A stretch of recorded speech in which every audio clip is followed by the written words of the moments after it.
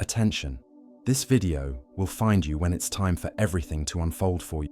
And if you're watching right now, it's because something big has already begun moving behind the scenes of your life.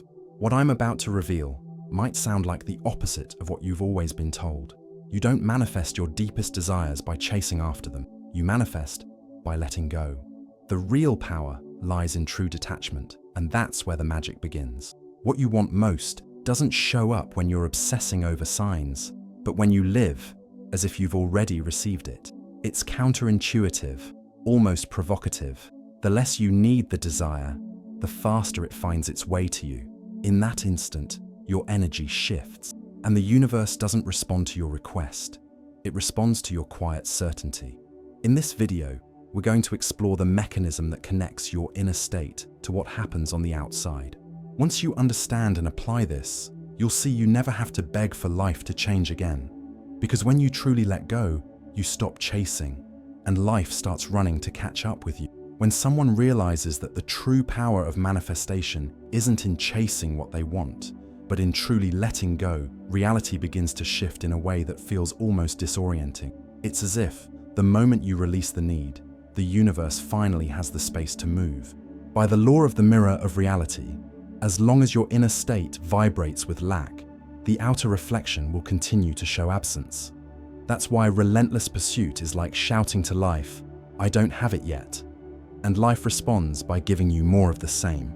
I've lived this myself. There was a specific desire that always seemed to slip away, precisely because I kept hunting for signs that it was coming. It was like checking my phone every minute waiting for a call. Each glance only amplified the emptiness. That's when I realized this constant act of searching was feeding the distance between me and what I wanted. When I stopped interfering and began to act as if it was already on its way, something started to shift, first inside, then outside. That's when Braden's words came alive for me. When you live as if your desire is already reality, the universe will find you. When you do this, the tension dissolves.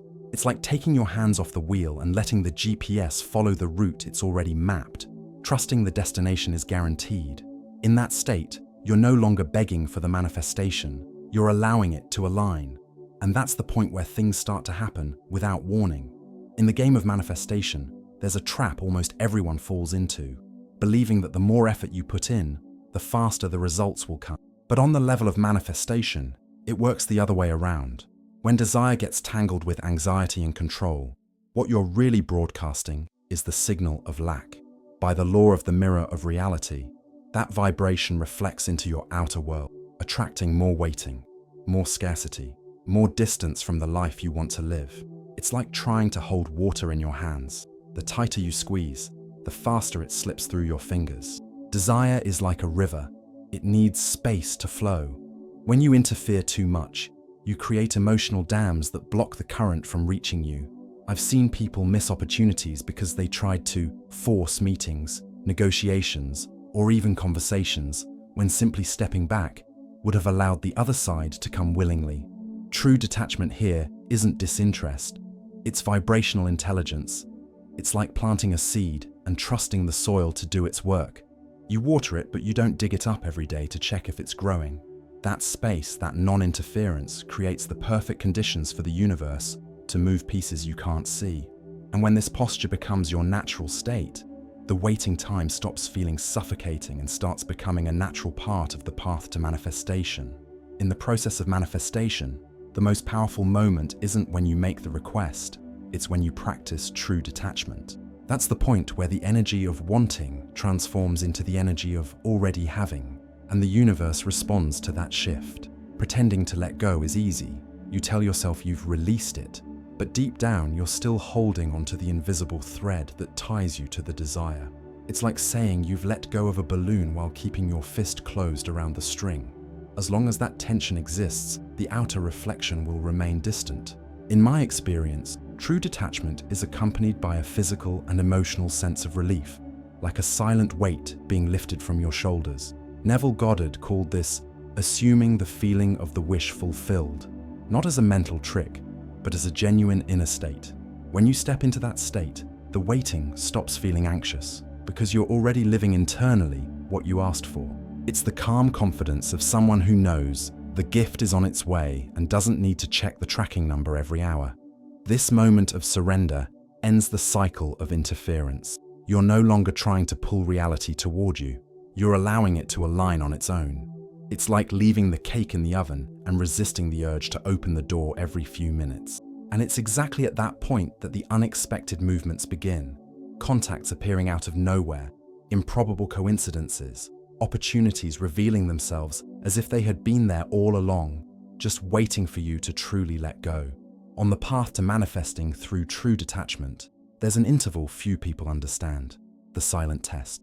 It's not a test in the sense of someone grading you, but a period where the universe seems to pause, waiting for your inner state to stabilize before it mirrors that change in the outer world. It's as if life is saying, show me you can embody this new version consistently, and then I'll show you the result. This space between what you feel and what you see can be uncomfortable. It's like planting a seed and fighting the urge to dig it up every day to check if it's growing. The paradox is, the more you trust without needing to check, the faster the sprout appears.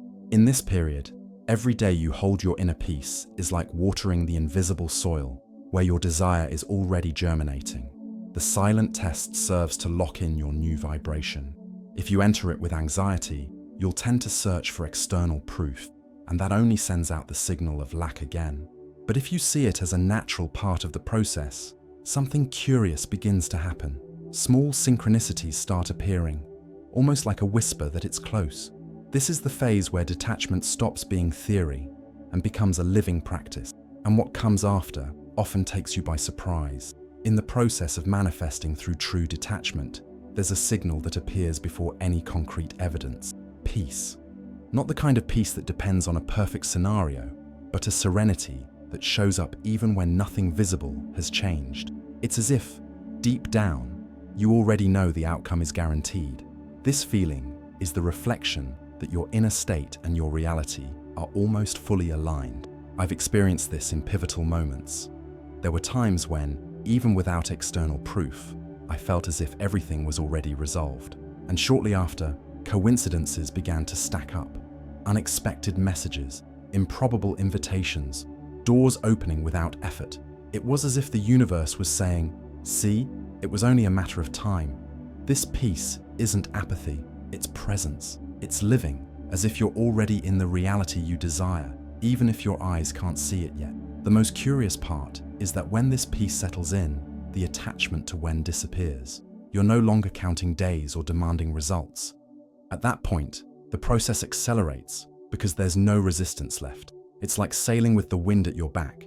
You feel you're headed in the right direction and simply enjoy the journey, until suddenly, the destination appears on the horizon. Maintaining the state of true detachment after you've reached it is like keeping a flame alive in the wind. It requires constant attention, but not excessive effort. The first practice is the daily act of faith, affirming inwardly, it's already mine, without going out to hunt for proof. It's like carrying a precious secret that no one needs to confirm for you. This silent repetition creates vibrational stability, and reality eventually follows. The second practice is conscious redirection of attention. Whenever you notice your mind starting to search for signs or stir up anxiety, engage in something enjoyable and unrelated to the desire. It could be cooking, walking, playing an instrument, tending to plants. This works as a rest for your energetic field. You stop interfering and give space for the invisible pieces to move. It's like giving the cake time to bake without opening the oven. The third practice is the state journal. Writing daily as if you're already living what you desire isn't just imagining, it's giving your mind and body the experience of being there. Describe sensations, conversations, visual details. The richer the account, the easier it is to hold the vibration. With these micro-practices, detachment stops being a conscious effort and becomes your natural way of living, until the day the result appears as if it had always been there. Now that you know the power to manifest your desires lies in true detachment, the question is, are you ready to truly let go? Think of something you've been trying to achieve for a long time. What if today was the day to stop chasing and start allowing? What if what you've been wanting all along is already on its way, just waiting for you to create the space for it to arrive? I want you to try, today, one of the micro practices we've shared here. Notice how your energy shifts when you stop looking for proof and start living as if you've already received it.